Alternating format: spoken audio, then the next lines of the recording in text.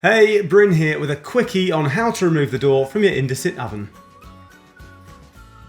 Now, all oven door hinges differ depending on the make and model, but I'm going to show you how to remove an oven door that uses a rotating latch on the hinge. This is the hinge system used in the vast majority of oven doors.